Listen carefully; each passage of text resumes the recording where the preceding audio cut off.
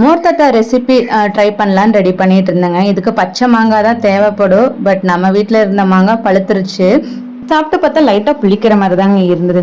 எனக்கு இந்த மாதிரி லைட்டாக பழுத்திருக்கும் பார்த்தீங்களா, அந்த மாங்காயில் உப்பு மிளகாத்தூள் போட்டு சாப்பிட பிடிக்கும்.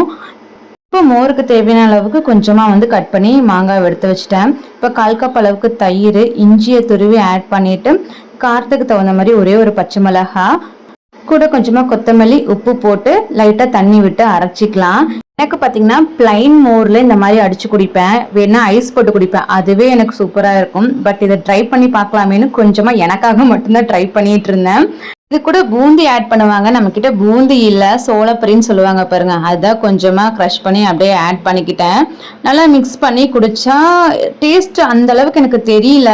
தயிர் வடை சாப்பிடுவாங்க லைட்டா அந்த மாதிரி டேஸ்டா இருந்தது. மாங்காய் தான் புளிப்பே இல்லை, இருந்த மாங்காயெல்லாம் இது கூட போட்டு சாப்பிட்டுட்டேன்.